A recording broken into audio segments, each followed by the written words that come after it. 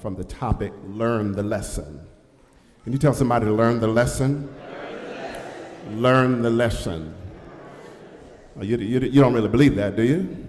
How many of you believe that there are lessons in life?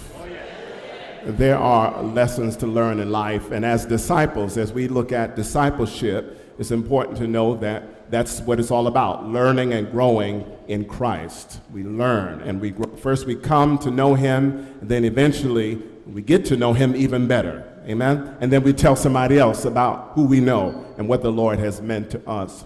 I remember it was back in I want to say it's in the 90s, I was at my home church, my former church, serving, and we had it was a youth Sunday, and while I was there, I was opened the doors of the church, as we say, or what we mean by that is we give the altar call, or we ask people who wants to accept Christ into their lives, and it was an afternoon service. And so I know we don't do that. We don't like to do that anymore. I know people don't like to come to church after 11 o'clock.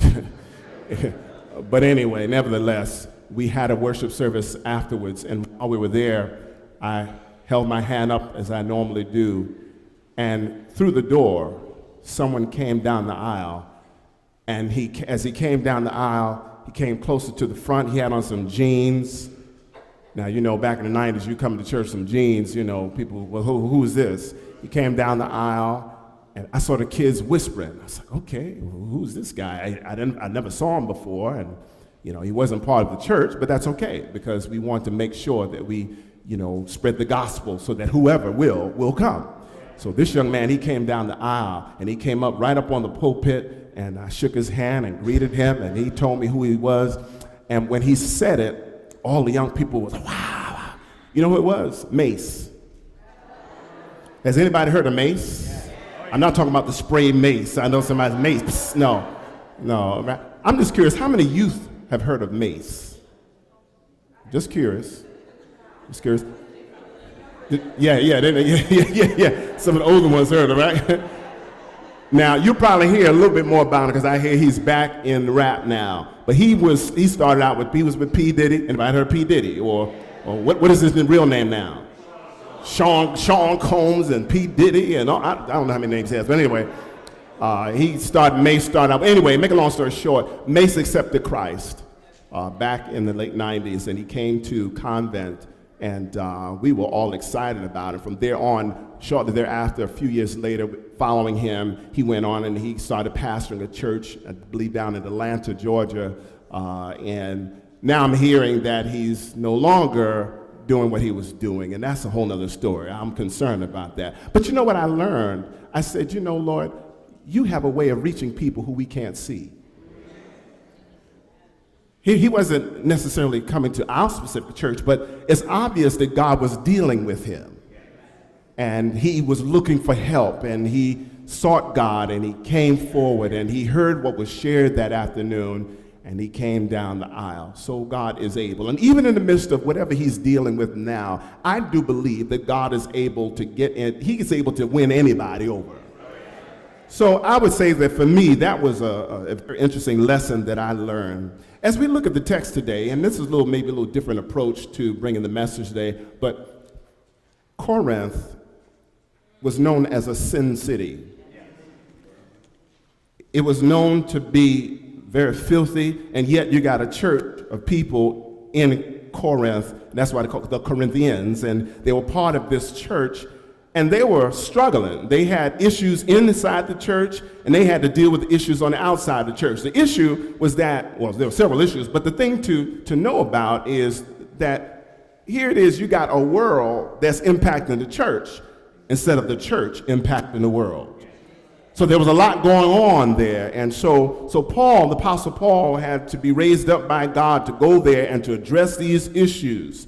And they had to learn some lessons.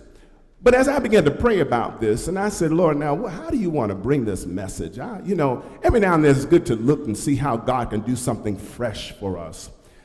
I started praying and meditating, and God began to deal with me with regards to the classroom, how we learn. And I don't know if any of you thought about it, but there are some learning disabilities. There are reasons why some people don't learn. or have a difficult time learning disabilities. And we just put a few up on the screen. The first one is dyslexia. I can't even pronounce it now. Dyslexia. Has anyone ever heard of dyslexia? Some people have that issue, difficulty reading. There's another one called dyscalculia, difficulty with math. There's another one, dysgraphia, difficulty with writing.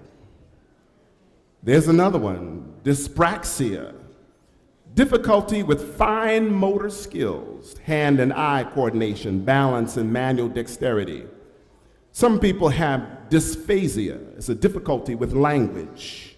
All of this goes on in the classroom, and sometimes we don't even pay attention to it. Some teachers just keep going. There's also a disorder of auditory processing. In other words, difficulty hearing differences between sounds. And there are other people who have issues such as the disorder of visual processing, just like audio, there's visual. Difficulty interpreting visual information, what they see, hard to process. And we could throw in some others. I mean, there's also autism. Anybody heard of autism? We hear a lot about autism. We hear a lot about ADHD, which is attention deficit hyperactivity disorder. We could throw all of that in the mix too. These are issues that sometimes the individual may wrestle with, and we wonder why they don't learn the lesson. It may be because there's something else going on. Are y'all with me? Something internally going on wrong, or something that they have to deal with. Not that they can't learn, but they have to get some help to support them so that they can be more effective. Are y'all with me? Then there's something else I want to say very briefly. There are additional hindrances to learning in the classroom. There are distractions. Now, I don't know, maybe I'm the only one, but when I was coming up, there was always a class clown. I know you all don't know about the class clown. The class clown did not come in with any makeup or lipstick and all of this, but the class clown is always somebody that made a whole lot of fun, and they became a distraction to everybody else learning. And I would always sit there and I'd fall out laughing because I see them do some crazy things. And I'm sitting in the back laughing, and while I'm laughing, I'm missing the lesson. I know y'all never done that because you paid attention all the time in class. Today, I know also that people listen to music during the class. Now, we didn't have to do that years ago, but today you have to wrestle with technology. You know, schools don't want you to bring phones. How many of you can use your phone in school? Just curious. How many of you use your phone when you take an exam? You're not supposed to, right? No, you're not supposed to. See, years ago, we couldn't even bring a phone because you couldn't take the phone off the walls.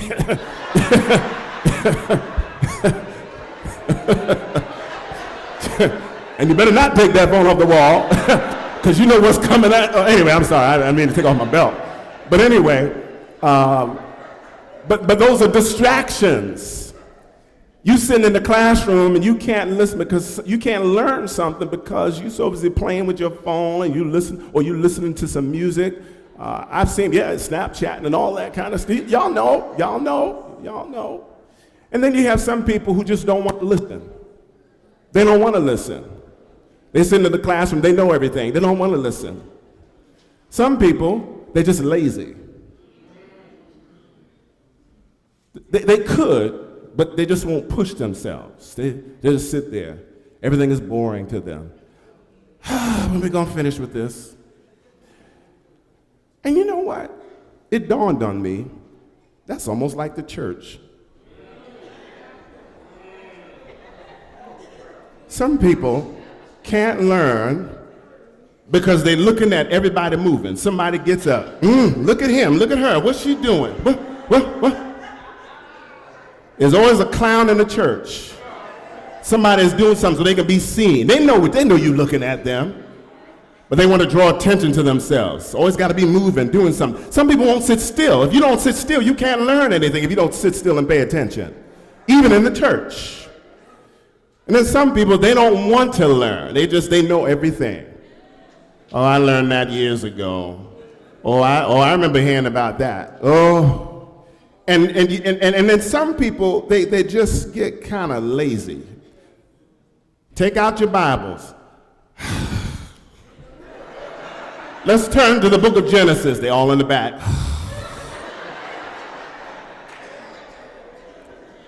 Oh, let us all stand as we read the. Oh, I got to stand again. We just stood 30 seconds ago. Now we got to lift up your hands and pray. Oh.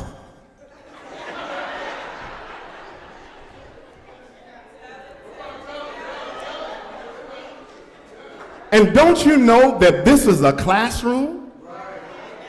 God designed every house of his to be a place of learning, a place where we can grow, we take in information, and we move forward to become better in life.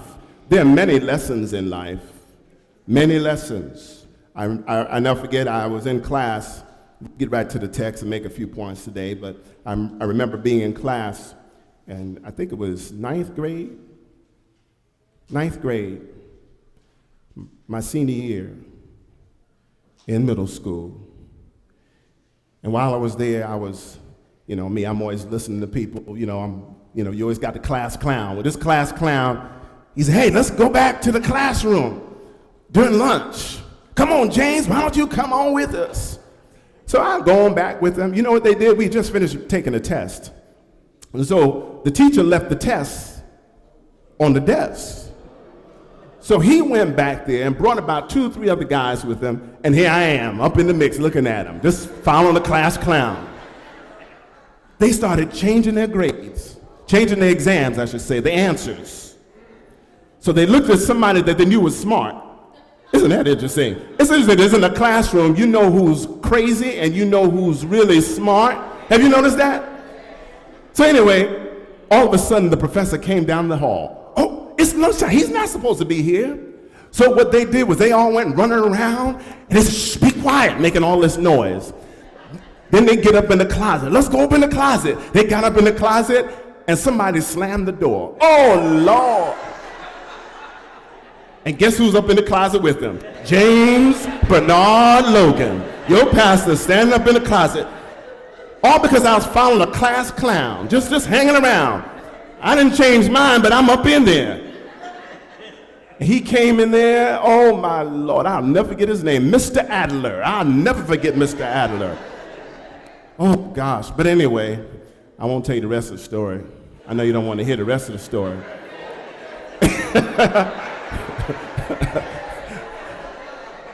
Well, since you're pushing me a little bit now, I will tell you, what was interesting was that after that, the teacher was shocked that I was in that group because he knew I didn't do that. See, teachers pay attention too because they know who's a class clown, they know who's a follower, they know who's smart, they know all of that. I mean, we all are smart, but some people show it more than others. That's a better way to put it. So anyway, I go right along with, he said, why are you in here? What are you doing? They sent me right down to the dean. See, they don't do that much more, send you to the dean. But anyway, I go to the dean's office. And this dean was looking at me. What are you doing? I said, well, I didn't do anything. I had to explain myself. And it was the senior year, almost time to graduate. And I tell you, I cried going home. I was sweating. You think I was sweating up here when I preached sometimes? I was sweating trying to get home. I was sweating in my pants. And I was just worked up. How am I going to explain this to my parents? Because I knew James and Mamie Logan. You all may know them as Deacon James and Deacon Mamie Logan. I know them as James and Mamie Logan. As a matter of fact, I didn't even call them James and Mamie Logan. I call, yes, Daddy, yes, Mommy. But I explained to my parents and they understood, and eventually everything worked out well. But that was God's grace. But unfortunately, brothers and sisters, in life, sometimes if you don't learn the lesson, you end up going in the wrong direction. And sometimes if God doesn't give you the grace to make the U-turn to come back, you're done. So this is a very brief message, but I hope you get this because the Apostle Paul, he used the Old Testament to explain something to that church, that Corinthian church. Because that Corinthian church, again, I told you, they were dealing with some internal issues and trying to also deal with all the external issues. So let's look at some things. Number one, let's look at the first one up on the screen. Sister McNeil, if you could put that first one up there. A schedule of life courses. Here's one of the courses that you come across in life. If you look in verse 6, it says, "Now these things were our examples to the intent we should not lust after evil things as they also lusted." One of the first courses that you will take in life, brothers and sisters, that we all go through, and the Apostle Paul addresses it here as lust. Can somebody say lust? I think it's an example that we need to know about, because the children of Israel, which is what he references, he talks about how in the Old Testament they were brought out of slavery, out of Egypt. God was trying to get them into Canaan, which is the promised land. He brings them out of Egypt, gets them through the Red Sea, and then they end up wandering in the wilderness. All because of several things that they did, disobedience. But one of the things that was a problem for them was lust. Lust. What is lust? Desiring things and just craving excessively. Lust will destroy you, brothers and sisters. Young people, pay attention. Lust. They were greedy. Greedy. God delivered the children of Israel. And after they get out of slavery, they start complaining about, we don't have the food like we had back in Egypt. All the onions, the garlic, all that fried chicken we had over there, the collard greens, mustard greens, fat back and candied yams, and we don't have that anymore. And they just wanted something. Oh, we got it. Moses, you bring us all the way out here. Oh, we want something. Lusting after stuff. Lust is something to watch, brothers and sisters. I don't care how young you are or how old you are. Lust. Gotta have something. Trying to go after something. And if you go after things in a lustful manner, it will destroy you. This is something that destroyed the children of Israel. And the Apostle Paul wanted the church at Corinth to know there's something you need to know. You can't get like this, people of God. You got to watch yourself, because just like our forefathers and foremothers, they died all because of lust. What's the second thing that we can say? If you keep reading the text, you'll find there's something else that comes up. Number 2 is, boom, I feel like Vanna White. Number 2, idolatry. False worship. Worshiping other gods, small g. Young people, we come to this house of God as a learning place to learn that there is only one and true, only living God, as recorded in the book, in the Bible. We worship Christ. We worship him in spirit and in truth. Learn the lesson concerning lust. Learn the lesson concerning idolatry, because they got in the wilderness and started acting a fool. These children of Israel, they forgot. How do you forget when God delivers you out of slavery?